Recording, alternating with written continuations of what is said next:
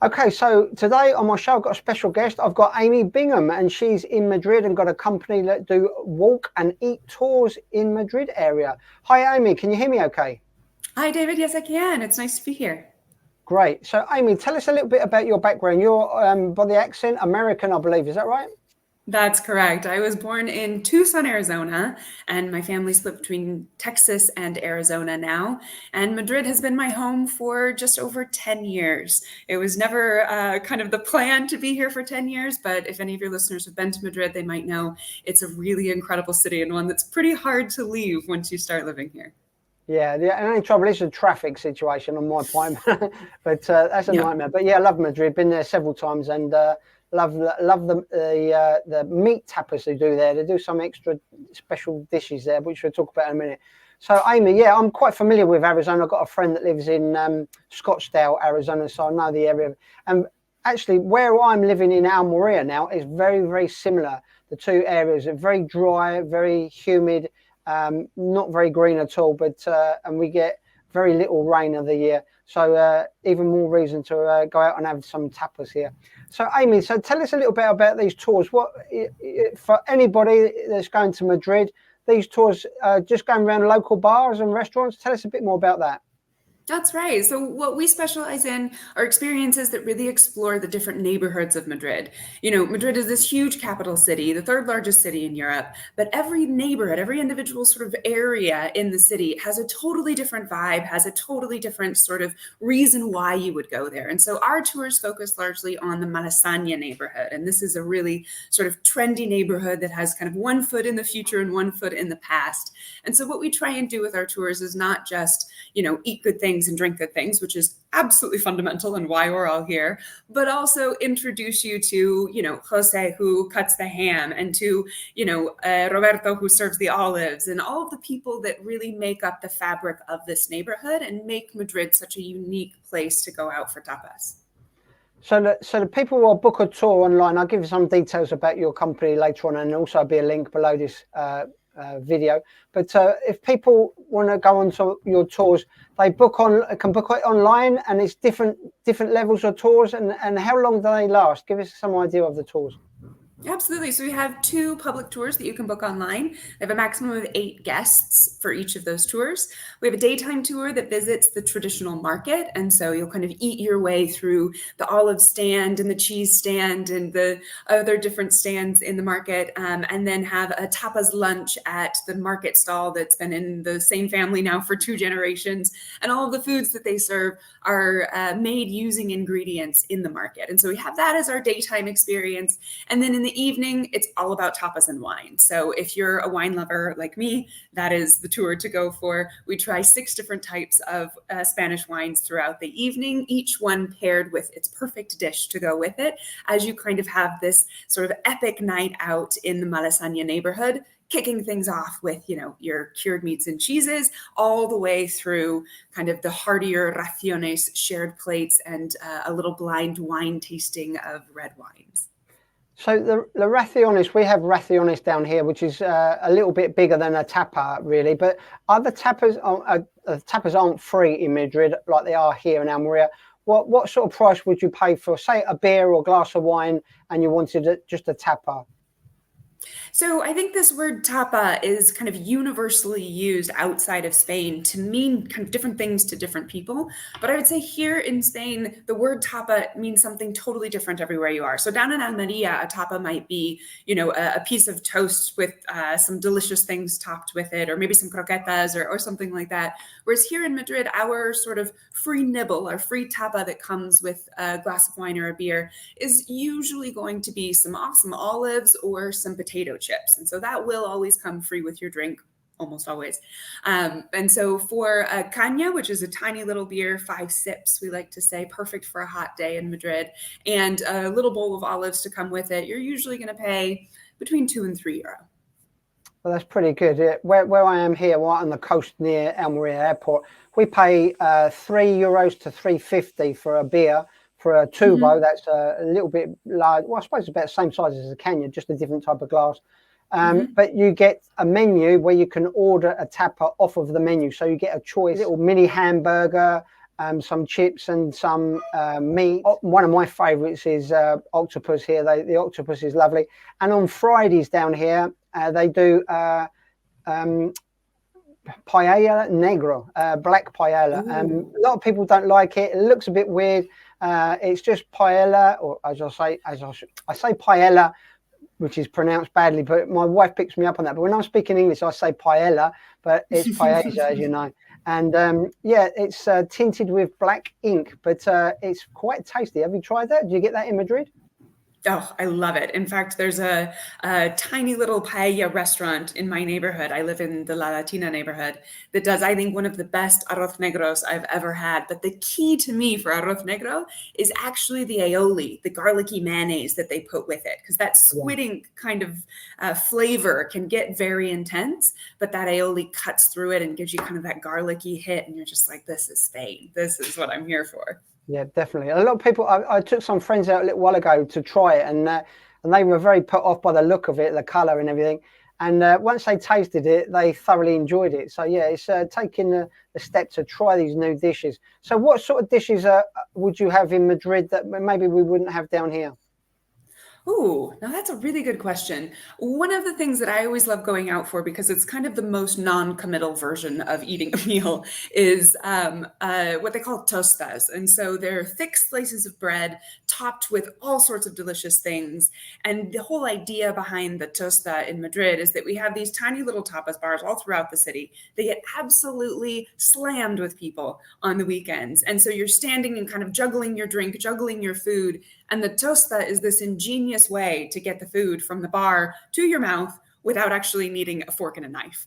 And so they just use the bread as the vehicle for all the tasty things. One of my favorite tostas in town, they do salmorejo, which is a garlicky tomato emulsion. Then they top that with ventresca tuna belly, some roasted red peppers, and then a little sprinkling of chives over the top. Not only is it beautiful, it is delicious and goes perfectly with a nice glass of Seco de Ello white wine. Nice. In Pamplona, they do. It's like a tostada, like you suggested there, but it's actually called pincho, which is a different tapa down here altogether. But pincho, it's all the tapas are served on a piece of French bread, but it's a long piece of French bread, so it's almost like a shovel, so you can get more in. So yeah, but that is you have to pay €3 for the tapa up there on top of the beer. So what about cheeses? There's some pretty good cheeses. I quite like my cheeses as well. So can you recommend a good cheese? Oh, absolutely. There's so many great cheese options when we're talking about cheeses in Spain. I think if you're in Madrid, the key is not necessarily the type of cheese you order, but where you order it. There's quite a few specialty cheese places where you have people that know more about cheese than anyone else I've ever met that can make a cheese plate for you of really interesting small production cheeses that you might not find elsewhere. So one of my favorite places in town is a tiny little bar called Carbonera, which is in the Conde Duque neighborhood. Now at Carbonera, the owner, Marcelo, is a cheese guru, a true cheese guru, judges most of the cheese competitions. And so the cheeses they have there change every day, but you can tell him a bit, I really like creamy cheeses or really like blue cheeses, whatever it might be, and he'll construct you this perfect plate with the added bonus that they have a pretty spectacular wine list to go with those cheeses as well. So I always opt more for the place rather than a specific cheese. Lovely, yeah. So, Amy, while we're talking about food and drink, obviously the British people, they like their drop of wine. I know I do as well on a Friday, like to open a different bottle. And so, come on, being a wine expert, what would you recommend? Red or white? Are you a red or white person? Yes, yes, all of the above. Depends on the day, depends on what it is, but I do love a good glass of wine.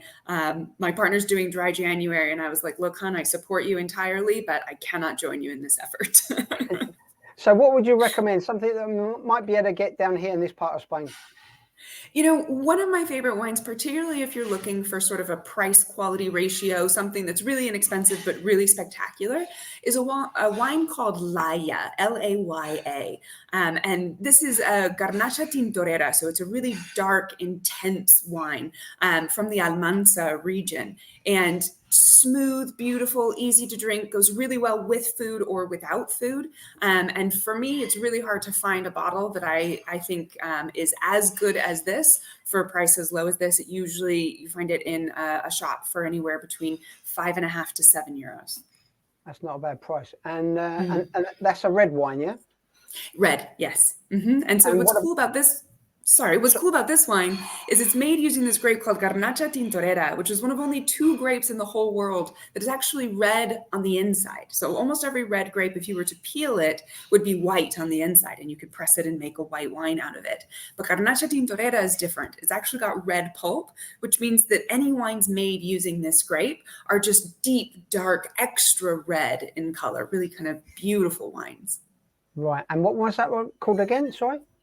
Garnacha Tintorera is the Spanish name. It's also referred to in some areas as Alicante Boucher. Not easier to say. Yeah.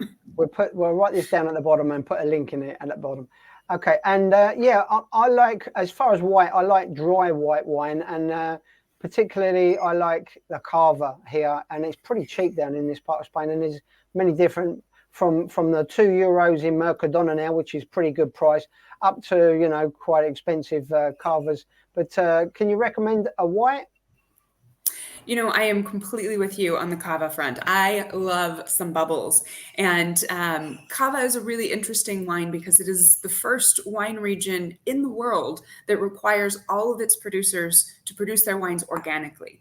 Now, there's a lot of sort of legislation around this and what to look for and all of that. But the main focus, or the main point, I would say, of this is because Cava is organic, it's probably going to give you a lot less of a headache. So go ahead and buy that €2 bottle of Cava. Any other wine, I would say, avoid the €2 option. It's going to feel horrible in the morning. But with Cava, because it's organic, even the really inexpensive Cavas are just a little bit better than I think the other wines you can get at a similar price point, and also will give you a lot less of a headache. And so I am a huge proponent of Cava right now. Yeah, sure. I say €2. I think it's 2.65. It might have gone up a little bit now, but 2.65 in Mercadona, and it's an old favourite. You know, if you've got friends coming over at the weekend, we always get 2 or 3 bottles of that because it goes down quite well. So, Amy, I'm going to leave a link later on at the end of this so people can get in touch with you and find out more about your tours you do. And what's a good time of year to come to Madrid? Because I know I've been there in July, and it's pretty intense, the heat there in July. So what sort of month, if British people are thinking of coming to have a look around Madrid, what sort of month do you think is the best month?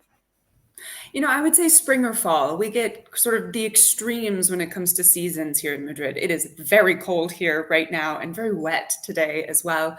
But when we get March, April, May time of year, all of the flowers in the city start blooming. The city really comes to life, and it's the perfect time of year to sit out at a terrace, sit out in a plaza, have a glass of wine or a little caña as you kind of sit out in the sun before it gets too hot.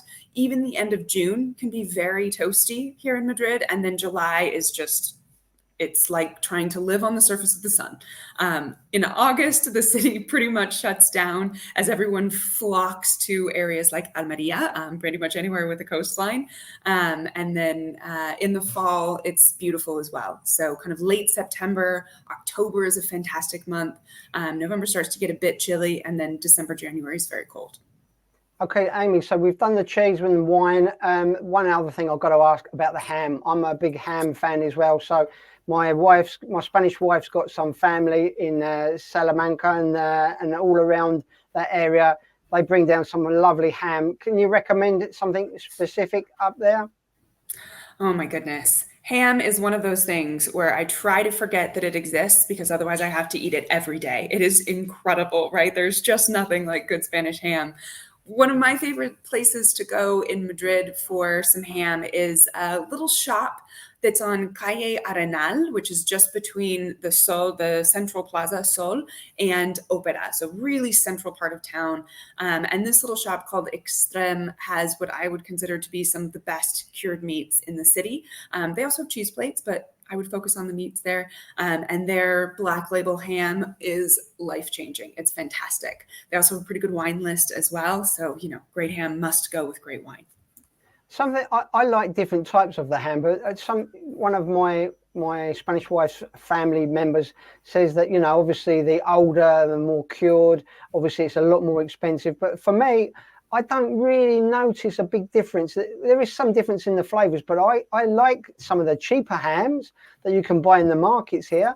And I also have tried some of the very expensive as well. So I suppose I'm not really a connoisseur of ham, but do you notice much difference in the price? And I mean, some of the hams can be 300, 400, 500 euros a ham, can't they? Well, up to €1,000 for a leg, absolutely. Yeah. For me, the sweet spot is the red label. I love that the last sort of 15, 20 years or so, they've implemented a color coding system to tell you how the pigs were raised and how the ham is produced. And when we're talking about the red label, it means that your ham is at least 75% purebred Iberian, and that Iberian pig gets all of the marbling through the meat, which is where that beautiful flavor comes from. And the red label means that the pigs have been eating acorns, and acorns are what make the magic happen. So acorns have a lot of oleic acid in them, and as the ham cures, that oleic acid breaks down the pork fat and turns it into something more similar to a nut fat. And so when we're talking about red and black label ham, we're talking about a type of cured meat that literally melts in your mouth because those sort of nut fats melt at room temperature. And so it's really a very different experience between kind of making that jump from the green label, which is a pig that's been fed on cereals, still free range, but not eating acorns, to the red label where they have been eating acorns, and you get that sort of melty magic from the red label ham. Yeah, I did try it when friends came down from Madrid last time. They brought down some, and he was telling me all the story about how they're fed on acorns. And yeah, I did notice the color, the grain in the meat, it was completely different, and yeah, the flavor was amazing. But God forbid the price. I don't like to ask how much it was, but I'm sure it was quite a few €100. Yeah, maybe don't ask. Get a little bit, just 100 grams. 100 grams is probably going to be about €20, and it'll be sort of a special thing.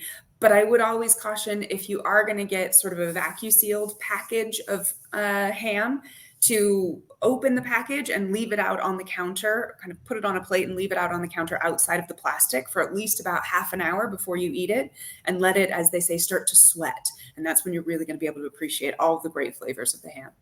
Yeah, and I was reading the other day that you can take hams, if it's vacuum wrapped and you don't open it, you can take it back in your hand luggage now, back and fro from the UK.